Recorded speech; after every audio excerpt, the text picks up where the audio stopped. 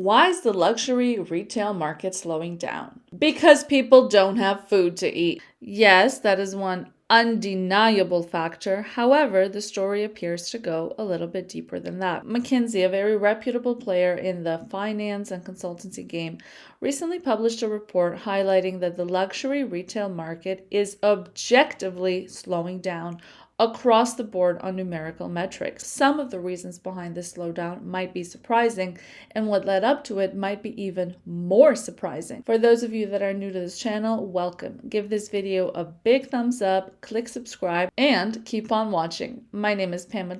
I'm a lawyer and entrepreneur by trade, and this is my personal lifestyle channel where I share content that, let's just say, might not be necessarily appropriate to share on my law firm channel. This channel has two main themes running through it. One is luxury, of course, luxury anything. We have anything from hotels, meals, skincare, driving, destination, whatever you can think of, real estate, cars. So the luxury is one theme, and then there's a second crucially important theme to me, and that is talking about value behind these experiences. Back to the scheduled programming. Why the hell is the luxury market slowing down? I'll tell you. First of all, let's start with some background statistics. I was shocked to see in the McKinsey report that they report that from 2019 to 2023, the luxury market created allegedly unprecedented value, well outperforming global markets of other goods. So that's a key metric.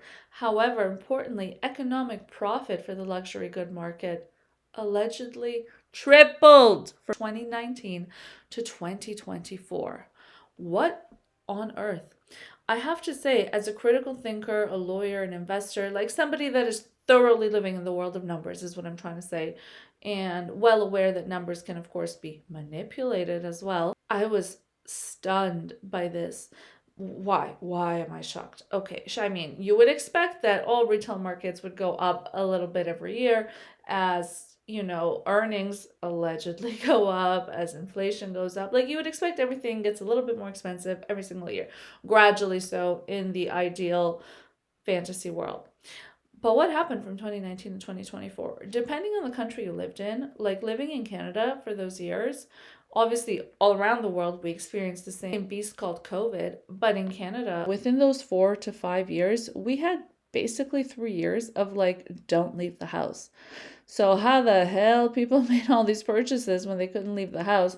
Not from the obvious sense of being able to buy goods online and things like that, but if you're not leaving the house, what's happening to the average person that depends on a salary? You're not making money. You can't swipe that Visa if you can't pay it off. Again, that's not how it works for the wealthy people, obviously. But most people in the world are at the bottom of the pyramid, right? That's how these pyramids of success work. They get smaller and smaller and smaller at the tip. So the bulk of luxury purchases, are going, and there's articles to support, are going to non-uber wealthy people. So again, I was shocked by that statistic. However, we get to current reality. In 2025, McKinsey reports and predicts that the luxury market is going to create less economic value than it did in the previous year for the first time since 2016. So for about the first time in a decade, basically. The shock factor behind decreased economic value in 2025 is fueled by the shock value of the other statistic I've already shared in this video, that apparently the markets were growing faster than ever for the 5 years before that. So if we could keep markets growing year over year over year during COVID time, now we're coming to a stall. Again, I understand the reason behind it. There is such a thing as fatigue. Sometimes people can get through tough times just barely making it and barely pushing these metrics, but then eventually, the market is going to get tired. Now, why are people getting tired? I mean, one of the reasons is literally part of the question. There is price fatigue. There is expense fatigue. People are tired overall economically. Their wallets are being stretched thinner than before. However, so the high prices are obviously turning people off. But what I was surprised to research as well was that it's not necessarily that individuals are leaving the luxury market altogether and now turning into homestead, home sewn, socks and aprons. That's not necessarily it. It was actually interesting to read that individuals are turning to other segments of the luxury market. What could this include? Luxury travel, luxury health and wellness, luxury experiences, food like an Michelin star restaurant, things like that. So individuals are still actually spending money in the luxury category, but more than ever now, there's a turn towards the luxury experience market as opposed to the luxury good market. Can the luxury market ever bounce back? You know the answer to that. I know the answer to that. Of course they can. And of course they will, because that's how cycles work. However, there's a few key things that they need to do to bounce back. First of all, part of the reason, so the higher than ever prices, of course, are a big part of the turnoff, but that's not the only reason that the individual is now shifting away from luxury retail. And I'll tell you, I lived it myself. I tried really hard to think what was one luxury bag I purchased, not just this year, but for me more so like including last year as well. I did not.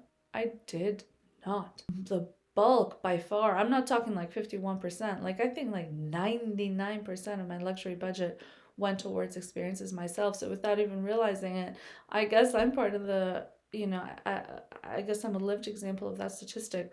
But anyways, what else fueled this turning away from luxury retail are, of course, the items that the luxury retailers are going to need to work on to bring their consumers back. First of all, restore product excellence. I have had goods, across, like I've had Ferragamos busting at the seams. I've had luxury bags, chipping away. I was shocked. I had a luxury bag purchased a few years ago that for the first time among any of my luxury bags, the unique color on that rubbed off on my clothes. This one bag went on to ruin thousands of dollars of other clothes. We're going to need to see product excellence coming back to the forefront in the luxury retail market to instill basic trust. And once they have that trust back from the consumer, they're going to need to think of how to keep re-engaging the customers. If we're noticing, for example, that individuals from luxury retail are now going to luxury wellness or luxury experiences overall, well, these brands can easily create their own luxury experience. Of course. Why can Louis not create like a night at the Louis Vuitton, whatever building here? Why can Hermes not create like a luxury whatever a workshop? There is much to be learned, which sounds, otherworldly to say, given that we give so much respect, or we used to give so much respect to luxury retailers.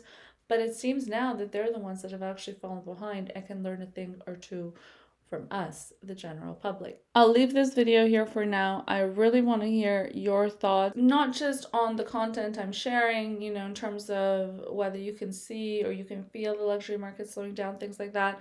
But also, I would love your thoughts on this video as well. Do you enjoy when I share more of the personal stories? Do you want to more just keep it like facts, like I show up, give my 5 bullet points and close the laptop kind of deal? Or do you want more the lived in stories? Or is that something that you're like, girl, like skip forward? So I would love your feedback on that so I can keep making this content even more enjoyable for you. I already know everything I'm sharing. Obviously, it's coming from my mouth and my brain. So I want to make it an enjoyable experience for you. That's what this is all about.